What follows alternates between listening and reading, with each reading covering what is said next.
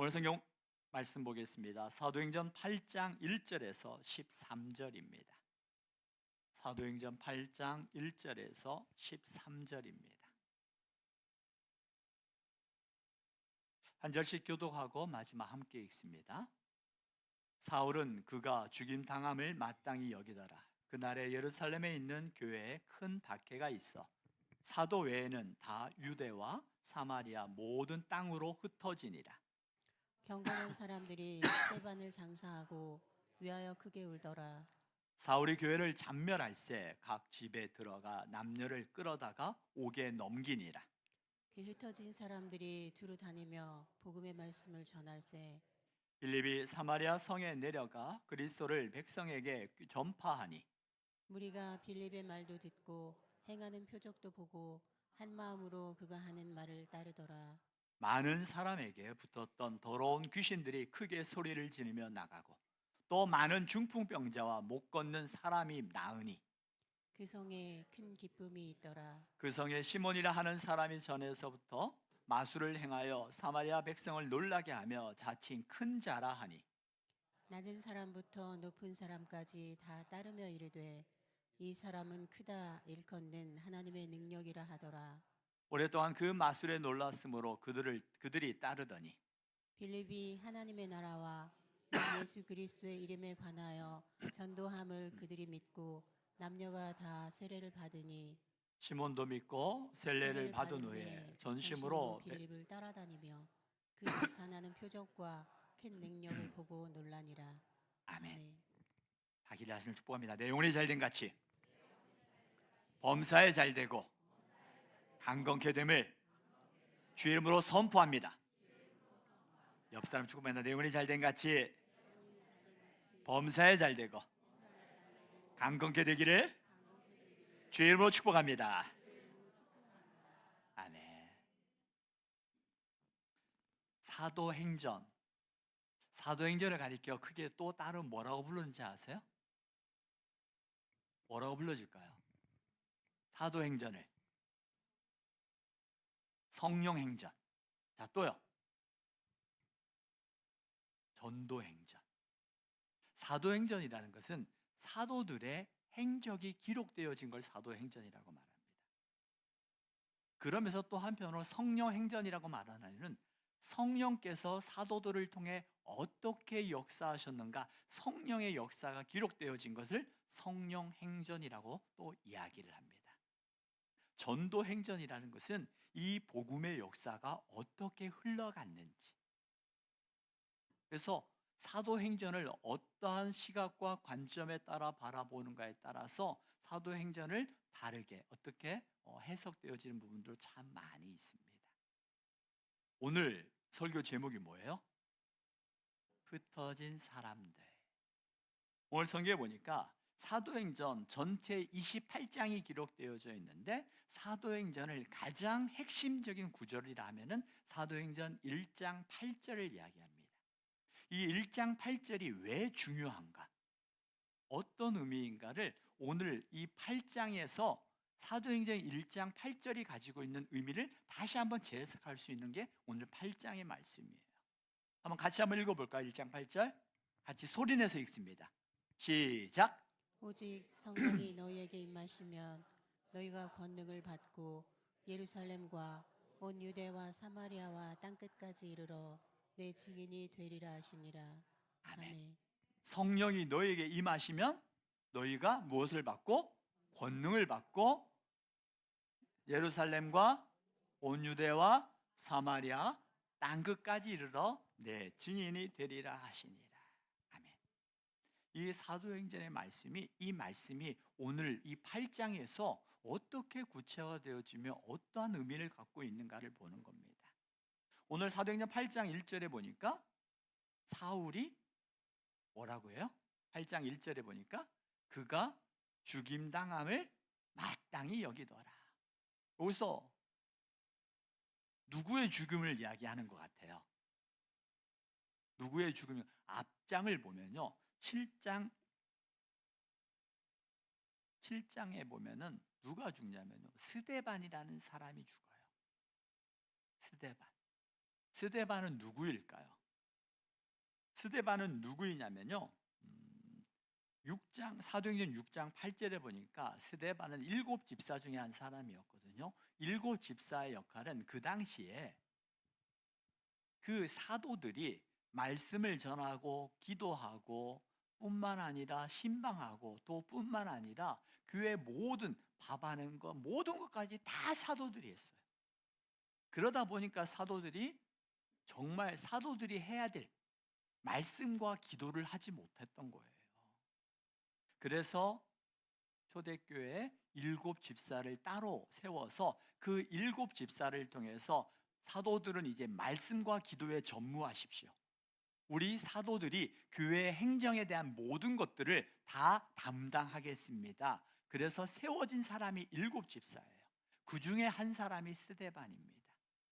이 스데반이 어떤 사람인가 성경에 보니까 6장 8절 같이 한번 읽어볼까요? 시작. 스데반이 은혜와 권능이 충만하여 큰 기사와 표적을 민간에 행하니. 스데반은요, 그 7집사로 교회의 모든 행정을 하는 한 사람, 7사람 중에 한 사람이었는데 스데반을 가리켜서 은혜와 권능이 충만하여서 큰 기사와 표적을 사람들에게 행하는 그러한 사람이었습니다. 이런 스데반을 그 당시에 종교 지도자들과 기득권을 가진 사람들이 시기와 눈이 멀어가지고 그들을 이 스데반을 가리켜서 옥에 가두려고 사람들에게 이 복음을 전하지 말라고 이야기합니다. 이런 복음을 전하지 말라는 그들에게 스데반은 어떻게 했어요? 10절 11절 6장 10절 11절 같이 보겠습니다. 시작. 스데반이 죄와 성령으로 말함을 그들이 능히 당하지 못하여 사람들을 매수하여 말하게 하되, 이 사람이 모세와 하나님을 모독하는 말을 하는 것을 우리가 들었노라 하게 하고. 스데반의 그 말하는 것을 감당하지 못하자 기득권을 가진 사람들이 사람들을 매수한 거예요. 그리고 그 사람들을 매수하여서 이 스데반이 하나님을 모독한다고. 그 당시에 하나님을 모독하는 것은 신성 모독죄는 가장 큰 죄였어요. 그래서 그를 어떻게 죽였냐면요, 모든 사람들이 보는 앞에 마치 북한의 공개 처형이 일어나는 것처럼 그를 그 광장에서 돌을 던져 죽였던 거예요. 이런 스데반을 그 당시에 기득권을 가진 사람들이 스데반을 죽이려고 사람들을 매수하기 시작합니다. 그리고 그 사람들을 통하여서 모든 사람들 앞에 스데반을 죽이려고 이와 같은 일을 벌이고 있어요. 그러자 그 스데반이 사람들 앞에 섰습니다. 7장에 보면 사람들 앞에 섰어요. 그리고 사람들 앞에 서서 스데반이 유명한 설교를 합니다. 7장의 설교를 보면 스데반은 구약의 모든 역사를 다 꿰고 있는 것 같아요. 아브라함을 불러서 요셉을 통하여 그리고 하나님의 모세를 통하여 이스라엘 가운데 행하였던 하나님의 구원의 역사를 성경을 싹 읊어서 설교를 하는 거예요. 그러면서 그 다윗의 때에 하나님께서 약속하신 그 메시아가 오셨는데 그 메시아를 죽인 이가 바로 당신들입니다 라고 이야기를 합니다. 그 메시아가 누구였는가? 바로 예수 그리스도, 십자가에 못 박아 죽으신 예수 그리스도, 그분이 우리의 메시아, 구약에서 얘기했던 그 메시아가 바로 예수님입니다 라고 이야기를 하는 거예요. 이 스데반은 수많은 사람들이 둘러싸여서 이 기득권 사람들은 사람들 앞에서 매수하고 그를 통해서 스데반을 죽이려고 자기들의 힘을 과시하고 자기들이 가지고 있는 기득권을 유지하려고 그런 계획을 세웠는데, 스데반은 그 수많은 사람들 앞에서 내가 마지막으로 할 수 있는 것은 예수 그리스도, 그분을 증거하는 것이구나. 구약의 모든 역사, 아브라함과 그리고 야곱을 통한 12지파가 세워지고 그리고 야곱의 11번째 아들이었던 요셉을 통해서 이스라엘 백성들이 애굽으로 들어와서 고센 땅이라는 곳에 정착하게 되어지고 그 고센 땅이라는 곳에 정착하여 그들이 목축업을 하게 되어지는데, 그 목축업을 하는 고센 땅은 애굽 사람들이 목축업을 경히 여겼기 때문에 그들을 타치하지 않았어요. 그래서 고센 땅에서 애굽 땅에 있는 그 고센 땅에서 이스라엘 백성들이 얼마나 많은 그 큰 민족을 이루었어요. 큰 민족을. 그런데 요셉이 죽고 요셉을 알지 못하는 또 다른 왕이 세워져서 이스라엘 백성들이 노예가 되어진 그들의 하나님 외면하지 않으시고 모세를 통해서 출애굽하게 돼요. 이 모든 과정들을 이 스데반의 입을 통해서 수많은 사람들이 놓여져 있는 그 광장 앞에서 그들에게 복음을 전하기 시작하는 거예요. 처음에는 몰랐겠죠. 구약의 이야기, 그들도 다 아는 이야기니까. 그래, 맞아. 그런데 그 구약에서 얘기했던 그 오실 메시아가 바로 예수 그리스도, 너희가 죽인 예수 그리스도가 그 메시아라고 이야기할 때 사람들이 그를 향하여서 돌을 들기 시작했던 거예요. 그 돌을 들어서 스데반이 죽어가는 그 죽음을 보고 오늘 8장 1절에서는 사울은 그가 죽임당함을 마땅히 여기더라. 사울은 그가 가지고 있던 철학, 그가 가지고 있던 신앙, 그가 가지고 있던 경험, 그가 가지고 있던 가치관, 이 모든 것들을 통틀어서 사울, 훗날의 바울이 되어지는 이 사울은 자기가 가지고 있는 생각과 자기가 가지고 있는 지혜와 자기가 가지고 있는 그 경험, 이 가치관이 너무나도 그것에 열심이었던 사람이었어요. 최선을 다했던 사람이었어요. 그래서 사울은 그가 죽임당함을 마땅히 여겼다는 것은 당연하게 여겼다는 거예요. 언젠가 말씀을 드렸던 기억이 납니다. 사울이 왜 이토록 예수 믿는 사람들을 죽이려고 했는가? 그 당시에 가지고 있던 그들의 종교적인 그리고 마지막 종말 사상, 그들의 메시아가 언제 올 것인가? 그들의 신앙으로 이스라엘이 하나가 되어질 때 그들에게는 메시아가 올 거고, 그 메시아는 다윗과 같은 정치적인 메시아, 우리를 로마에서부터 구원해 줄 메시아라고 생각했던 것이었어요. 성경적인 메시아가 아니라 자기들의 바램이었습니다. 바램. 그 바램을 신앙으로 잘못 생각했던 거죠. 그런 마음을 가지고 그들이 시간이 지나가면서 사울도 그들의 전통이란 이름을 가지고 성경을 그대로 바라보기보다는 전통이 성경보다 더 앞섰던 것이었어요. 그 사울이 그런 열심을 가지고 믿는 사람들이 마치 자기들이 가지고 있는 신앙을 이단이라고 해서 자기들의 신앙에서 멀어져 간 사람들이죠. 제가 어떻게 예를 들었냐면, 참 남자분들이 군대 다녀오신 분들, 우리 찬양하는 분들이 그 남자 소리가 더 나와 같이 있으면 더 어울리겠다는 생각이 들어서 제가 찬양을 같이 했는데, 남자분들 같이 찬양을 좀 이렇게 마이크를 잡았으면 좋겠어요. 매주 못 나오시는 분들은 격주라도 같이 해도 좋고요. 군대 가게 되어지면 항상 PT를 합니다. PT 뛰기 해가지고 PT 10회, 그리고 마지막 구호는 뭐 한다? 네, 마지막 구호는 생략한다.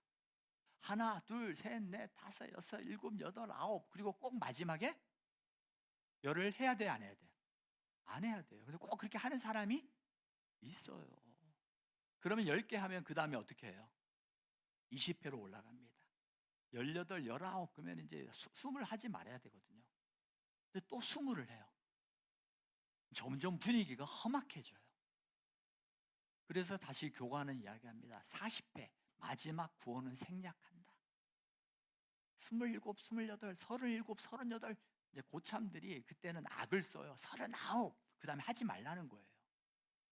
꼭 구석에서 소리가 나요. 40. 그럼 어떻게 해요? 이제 80회로 늘어나는 거예요.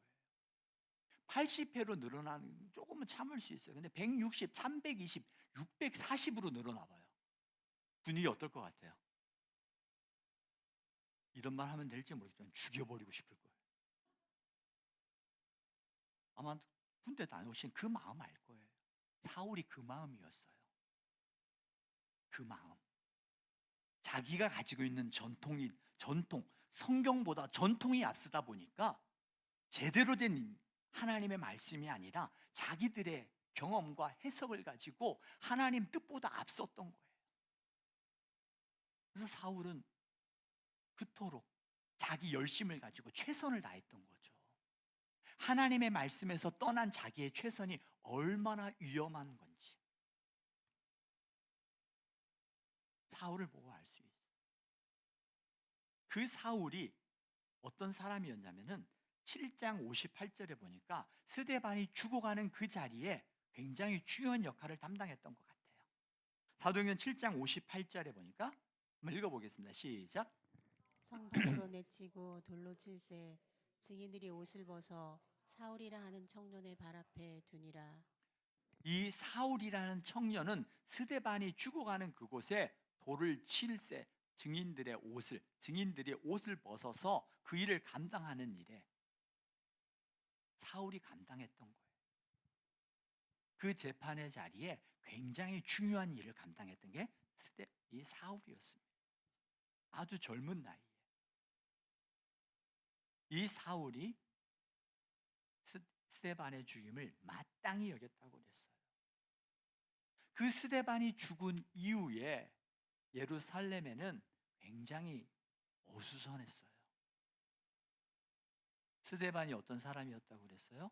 7집사 중에 한 사람이었고 예루살렘 교회에 가장 주도적인 역할을 한 사람 중에 하나였고 그 모든 사람들 앞에서도 지혜와 권능, 능력이 충만하여서 어느 누구도 함부로 하지 못했던 사람이 스데반이었거든요.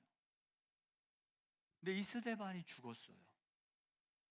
그것도 어떻게 죽어요? 돌에 맞아 죽었어요. 돌에 맞아 죽게 되어지니까 그 교회뿐만 아니라 그 지역에 굉장히 어수선했거든요. 불안했어요. 두려웠어요. 그 불안과 두려움과 어수선한 가운데 어떤 일이 일어나니까 그날에 사도행전 8장 1절에 보니까 예루살렘에 있는 교회에 뭐가 있다고 그래요? 8장 1절에 보니까 큰 박해. 여기서 큰이라는 단어, 메가라는 단어예요. 메가. 엄청난 큰 박해가 이 예루살렘에 있기 시작하는 거예요. 예루살렘에 큰 박해가 있자 사도 외에는 그 예루살렘에 있던 사람들이 다 어디로 흩어졌다고요? 유대와 사마리아 땅으로. 유대와 예루살렘에 머물러 있던 사람들이 이 박해가 일어나기 시작하자 큰 박해로 말미암아 유대와 사마리아 땅으로 다 흩어지기 시작하는 거예요. 이 흩어짐을 당하는 사람들 마음이 어땠을까요? 우리 교인들은 안 그러겠지만 제가 전에 부목사로 있을 때 보니까 연말이 되어지면 구역의 변화를 줍니다. 구역의 변화를 주게 되어지면 구역 식구들하고 헤어지게 돼요. 내가 원하는 사람과 만날 수도 있지만 내가 원하지 않는 사람과 만나게도 돼요. 그때 나타나는 반응들이 참 다양합니다. 어떤 반응들이 있을 것 같아요? 순종하고 그곳에서 내가 싫지만 하나님께서 나를 다듬어 가실 기회라 생각하고 그곳에 가서 함께 적응하고 하나님의 나라를 이루어 나가는 믿음으로 자신을 바꿔 나가는 사람이 있는가 하면 구역이 바뀌었다는 이야기를 듣고 제 부목사 때 전화가 와요. 뭔 전화가 할까요? 목사님, 교회 안 나갈 거예요. 나 구역 바꾸면 나 교회 안 나간대요. 왜 구역을 바꾸고 그 구역을 통해서 어떠한 하나님께서 원하시는 일이 뭘까? 그건 관심이 없는 거예요. 하나님께서 원하시는 게 중요한 게 아니라 내가 싫은 거예요. 그럼 돼요, 안 돼요? 돼요, 안 돼요? 우리 교회는 그런 분 없겠네요. 이런 작은 거에도 그 교회 안에서 구역만 바꿔도 사람들이, 그런데 예루살렘 교회에 박해가 있고 그 박해로 인해서 사람들이 흩어졌을 때 그들이 겪는 마음은 어땠을까요? 스데반이 죽었고 그 교회에 뭉쳐서 똘똘 뭉쳐서 기도해도 부족한데 그 큰 박해가 일어나서 예루살렘에서부터 사람들이 흩어지기 시작하는데 어디로요? 유대와 사마리아로. 이 흩어지는 그 순간에는 그 뜻을 몰랐을 거예요. 그런데 왜 흩어졌을까요? 하나님이 박해를 줘서 흩어진 것보다는 흩어지다 보니까 하나님의 뜻, 예수님께서 마지막 승천하시면서 우리에게 주셨던 그 마지막 그 음성이 생각났던 거죠. 그게 뭐예요? 사도행전 1장 8절이었어요. 다시 한번 읽어볼까요? 1장 8절. 오늘 1장 8절의 말씀이 이 8장에 일어난 그 박해로 말미암아 하나님의 약속, 하나님의 말씀, 주님이 주셨던 그 마지막 말씀이, 유언처럼 주셨던 그 말씀이 이제 조금 더 구체화되어져 가는 한 사건으로 한 걸음 나아가는 거예요. 같이 읽습니다. 시작. 오직 성령이 너에게 임하시면 너희가 권능을 받고 예루살렘과 온 유대와 사마리아와 땅끝까지 이르러 내 증인이 되리라 하시니라. 아멘. 큰 박해로 인해서 사람들이 어디로 흩어졌다고요? 유대와 사마리아로. 이 당시에 땅끝은 어디였냐면 바울이 땅끝으로 여겼던 곳이 어디였을까요? 로마였어요. 그래서 이 사도행전 마지막이 로마로 가게 되어지는 게 그 당시에 사도 바울이 가지고 있던 그 세계관, 로마까지 가는 게 복음을 다 전파하는 것이라 생각했던 것이었어요. 오늘 이 8장의 말씀은 이 사도행전 1장 8절, 주님께서 마지막 지상 명령으로 주셨던, 마지막 유언처럼 주셨던 그 말씀을 예루살렘에 모여서 같이 있다 보니까 마치 우리의 구역 식구 이것만 있으면 좋겠어, 다른 사람 안 왔으면 좋겠어라고 그렇게 생각하는 구역도 있어요. 전에 보니까 주님의 뜻과는 상관없이 우리가 이렇게 모여서 사도행전에 보면은 떡을 떼고 나누고 함께하는 것들이 얼마나 좋았는지, 그냥 한 가족처럼 지냈어요. 재산이 필요 없었어요. 네 것이 내 거고 내 거 네 거, 함께 한 가족처럼 지내다 보니까 얼마나 좋았겠어요. 그러면서 그들의 머릿속에 뭘 잃어버려요? 예수님이 주셨던 마지막 지상 명령. 그들의 삶에 바빴고 함께 어우러지는 사람들이 너무 좋았고, 그런 나머지 우리가 왜 이 자리에 모였는지를 잃어버렸던 거예요. 이 자리에 모인 이유, 예수님께서 돌아가시면서 예루살렘 교회에 그들이 교회를 세우고 함께 모였던, 그들이 기도하고 예배하고 하나님의 말씀 앞에 떡을 떼우고 나눴던 그들이 그 이유가 무엇인지를 잃어버렸어요. 그냥 여기가 좋았던 거예요. 그런 그들에게 박해가 일어나기 시작하고, 그 박해를 통해서 예루살렘에 머물러 있던 그들이 유대와 사마리아로 흩어지게 되어지는 겁니다. 흩어지는 그 순간에는 몰랐을 거예요. 그런데 흩어지다 보니까 그때 주님의 마음을 알았던 거죠. 주님께서 주셨던 그 지상 명령을 알았던 사람들이 있고 몰랐던 사람들이 있을 거예요. 이런 와중에 2절에 보십시오. 2절, 사도행전 8장 2절 같이 읽습니다. 시작. 경건한 사람들이 스데반을 장사하고 위하여 크게 울더라. 여기서 경건한 사람들이라는 것은 믿음의 사람들이었습니다. 그 믿음의 사람들이 스데반을 장사하고 위하여 크게 울더라. 큰 박해가 있었고 큰 울음이 있습니다. 그런데 여기서 보니까 이 경건한 사람들이 개인의 신앙은 잘 지켰는지 몰라요. 그런데 이들이 주님의 마음을 온전히 알지 못했던 것 같아요. 왜 그러냐면 크게 울더라. 이 크게 울더라.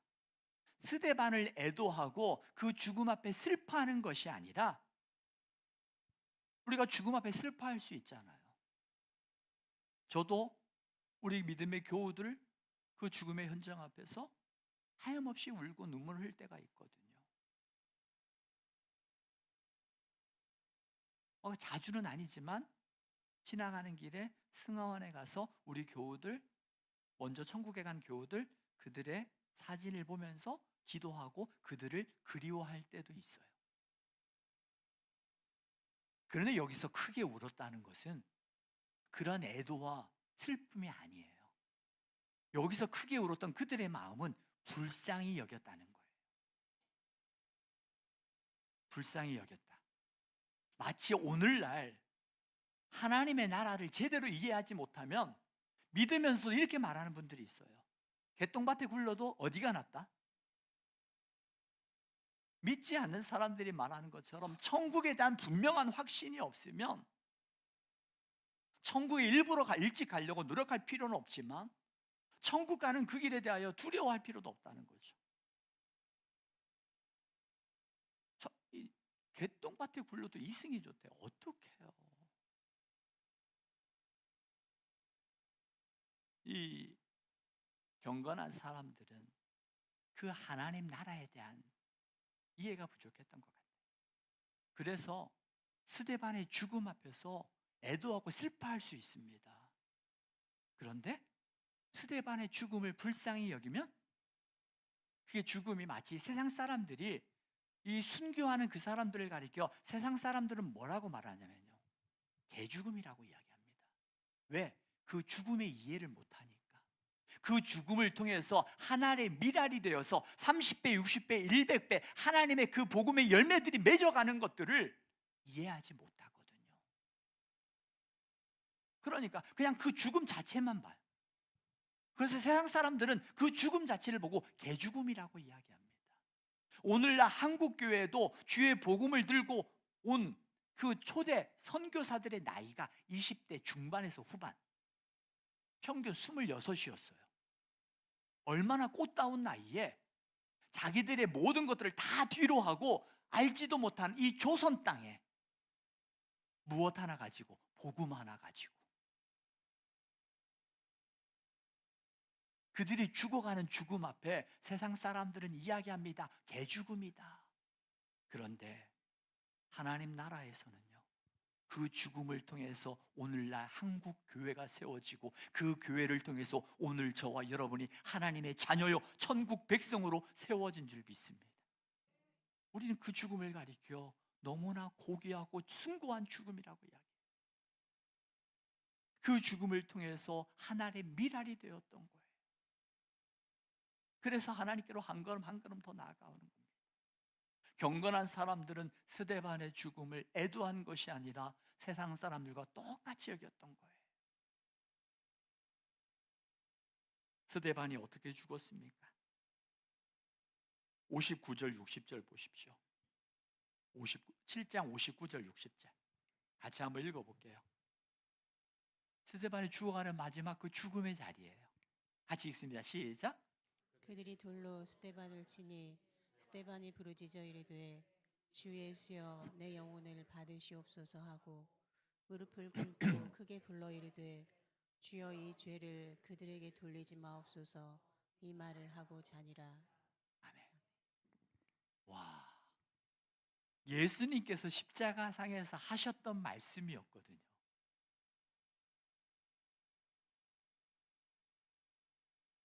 돌로 맞아 죽어가는 그 상황에 이게 가능해요?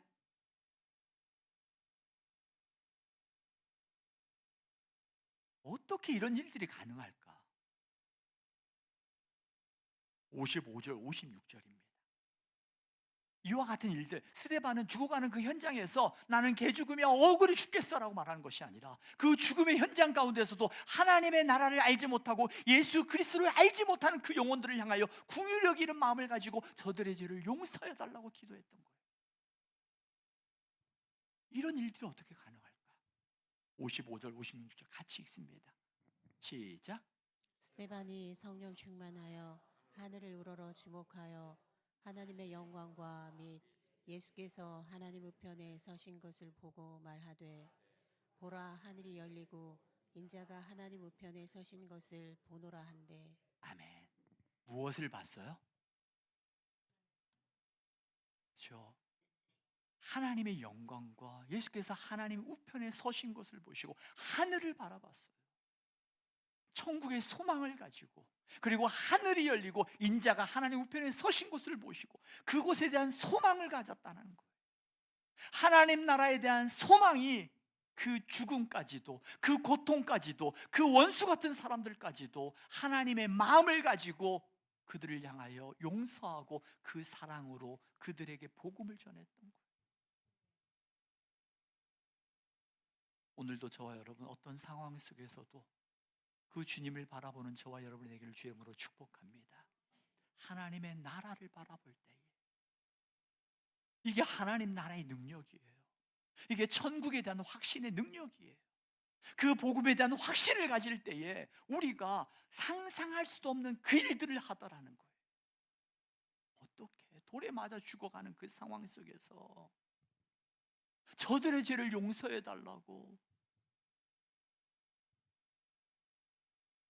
부족하지만 저도 어떻게 보면 참 저도 자신 없더라고요. 이 말씀을 준비하면서 하나님 정말 주를 바라보는 주의 종 되게 해달라고 저 자신 먼저 기도했어요. 어떻게 이런 일이 가능할까?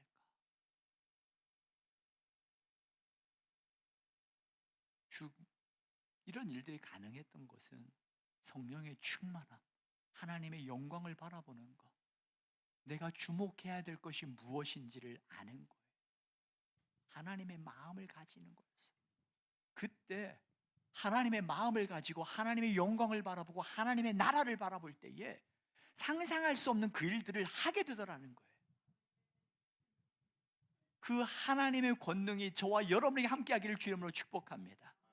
그로 인하여 내가 할 수 없는 걸 내가 스스로 제어하는 것이 아니라 나는 할 수 없습니다 라고 내 스스로 마음의 문을 닫아버리지 말라잖아요. 우리가 스스로 수도꼭지를 닫지 말자는 거예요. 하나님께서 우리에게 허락하셨던 그 소테리아, 하나님의 구원, 그 구원에는 우리가 상상할 수 없는 크고 놀라운 하나님의 구원이 담겨져 있어요. 그 구원을 우리가 믿음으로 바라볼 때 그 믿음을 통해서 우리 가운데 흘러가게 하시는데 내가 닫아버려. 내 경험, 내 지식, 내 가치관 이것들로 잠궈버리면 그 하나님의 나라, 하나님이 허락하셨던 그 풍성한 은혜를 누리지 못하는 거예요. 어떻게 이런 일이 일어날 수 있지? 그 사람이 특별해서가 아니라 하나님의 영광을 바라보고 하나님 나라를 바라보고 그 주님을 바라볼 때 그 안에 계신 성령께서 그 일들을 이루어 가실 줄을 믿습니다. 우리가 그분을 바라보는 거예요. 이 하나님의 마음을 알고 이제 흩어진 사람들 가운데 그 큰 박해의 정도가 어느 정도였는지 좀 더 쉽게 이야기하는 단어가 있어요. 3절 보십시오. 사도행전 8장 3절 함께 읽습니다. 시작. 사울이 교회를 잔멸할세 각 집에 들어가 남녀를 끌어다가 옥에 넘기니라. 이 잔멸하다는 단어, 이 단어가 어느 때 쓰여지냐면요, 멧돼지가 포도밭을 엉망진창으로 만드는 거, 그때 쓰여진 단어가 잔멸할세예요. 지금 사울을 비롯하여서 그 초대교회 사울 중심으로 인한 그 박해가 어느 정도였는지를 알겠죠. 멧돼지 떼가 와가지고 포도밭을 엉망진창으로 다 만들어놨어요. 지금 예루살렘 교회가 그와 같이 엉망진창이 되었다는 거예요. 그 박해의 정도가 어느 정도였는가? 남녀를 끌어다가 옥에 넘기고 죽어가는 사람 봤잖아요. 아마 스데반이 죽어가는 모습을 보면서 두 종류였을 겁니다. 아니 어떻게 저렇게 나도 죽을 수 있겠다 도망가자라는 사람과 그 죽음 앞에서 하나님의 영광을 바라보며 그들의 영혼을 향하여 용서를 선포하는 그 모습을 보면서 주님을 바라보기를 결단하는 사람도 있을 거예요. 저와 여러분은 어떠한 상황 속에서도 내 마음과 감정에 눌리는 자가 아니라 말씀에 의지하여 믿음의 주요 온전케 하신 주님을 바라보며 나가는 저와 여러분이 되기를 주 이름으로 축복합니다. 그들에 의해서 하나님의 나라가 움직였어요. 그들에 의해서 하나님의 복음이 이제 예루살렘에 머물러 있던 그 하나님의 복음이 유대와 사마리아로 복음이 흘러가기 시작하는 거예요. 그곳에서 하나님의 마음을 알고 복음을 증거했던 사람이 누구였는가 보면 4절 5절에 보십시오. 4절 5절 하나님의 마음을 알고 복음을 전하기 시작하는 거예요. 4절 5절 같이 읽습니다. 시작. 그 흩어진 사람들이 두루 다니며 복음의 말씀을 전할세 빌립이 사마리아 성에 내려가 그리스도를 백성에게 전파하니. 그 박해의 현장을 보고 그 죽음의 현장을 목격한 사람들 중에 하나님의 마음을 알고 내 안에 계신 성령의 음성을 따라서 복음을 증거하기 흩어져서 도망가는데 흩어져 가는 가운데서도 뭐 했다고요? 복음을 전하는 사람들, 흩어지는 가운데서도 포기할 수 없었던 그 복음, 영혼 구원, 하나님의 마음을 알았던 거예요. 하나님의 마음을 아니까 그 상황에서 두려움이 없을까요? 그 죽음의 현장을 목격했는데. 우리가 말한 트라우마라는 게 있잖아요. 그 죽음의 현장을 목격했는데 내 옆 사람이 옥에 끌려가는 것을 봤는데 내가 믿고 따랐던 함께 예배했던 그 스데반 집사님이 돌에 맞아 죽어가는 걸 봤는데 내 마음에 들어오는 두려움, 불안함 없겠어요? 있죠. 그 두려움보다 그 불안함보다 오직 성령이 너희에게 임하시면 너희가 권능을 받고 예루살렘과 온 유대와 사마리아 땅끝까지 이르러 복음의 증인이 되라고 말씀하신 주의 말씀을 더 크게 감정에 밀려서 두려움에 사로잡혀서 무너져가는 내 모습을 다시금 내가 고개를 들어서 주의 말씀을 받던 거예요. 우리가 매일 한 장씩 말씀을 읽고 적어도 한 장이죠. 우리가 기도하고 감사 고백하는 이유는요, 이와 같은 상황 속에서 내가 주님을 바라보는 거룩한 습관이 우리 안에 세워져야 되기 때문이에요. 여러분, 기도하는 습관이 없으면요 막상 내가 기도하려고 할 때 기도하지 않아요. 정말 기도해야 될 일이 있을 때 기도해야 되는데 기도가 안 나오게 되어져요. 우리의 신앙의 거룩한 루틴, 말씀 읽고 기도하고 매일매일 하나님 감사를 고백하고 서로 감사를 표현하는 것, 그 위기의 때에 주님을 바라보는 거룩한 믿음의 습관이었던 것이었어요.